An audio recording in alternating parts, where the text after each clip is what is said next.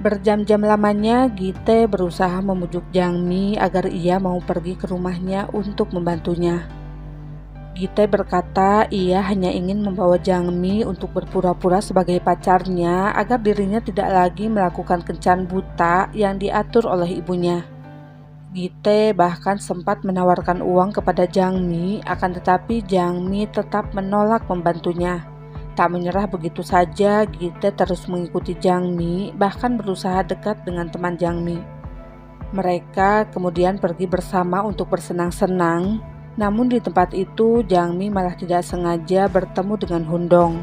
Saat itu Hundong mengira Jangmi sengaja membuntutinya karena Jangmi masih tidak rela berpisah darinya.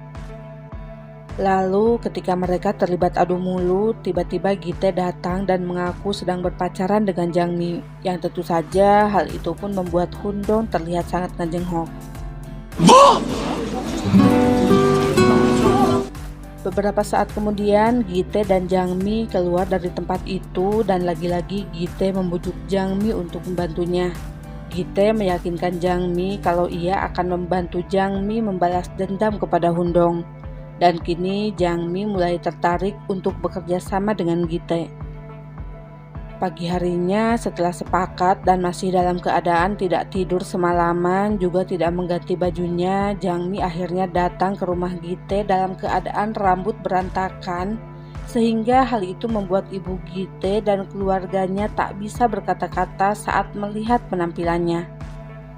Berbeda dengan ibunya yang terlihat kecewa melihat penampilan Jangmi, Gite malah merasa senang karena dengan begitu ibunya tak akan menyuruh Gite untuk segera menikah. Si ibu bahkan terlihat kesal karena dalam pertemuan itu Jangmi tiba-tiba tertidur pulas. Setelah Jangmi dan Gite pulang, ibu Gite terlihat curiga mengenai hubungan Jangmi dengan Gite. 아무래도 이상해. 내가 콩기태를 몰라.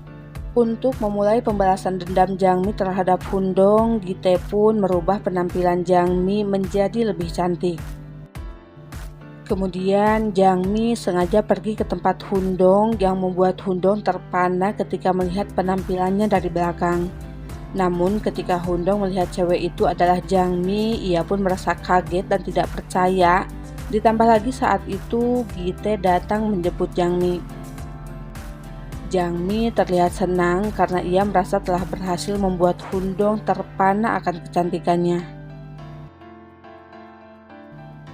Karena merasa tidak yakin dan curiga dengan hubungan Gite dan Jangmi, bibi Gite kemudian mengikuti mereka untuk memastikan mereka benar-benar sedang berpacaran.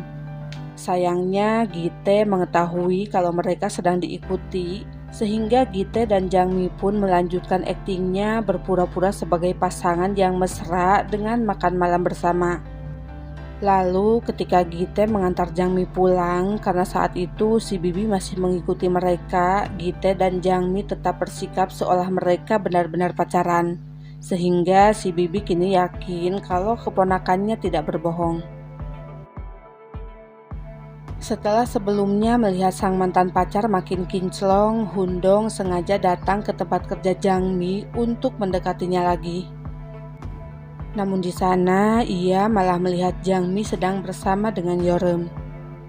Rupanya Yorem sengaja datang ke mall untuk meminta bantuan Jangmi memilihkan beberapa pakaian untuk dirinya. Di sisi lain, teman Jangmi yang bernama Yunhee ini sengaja mendekati Hundong dan terlihat merayunya.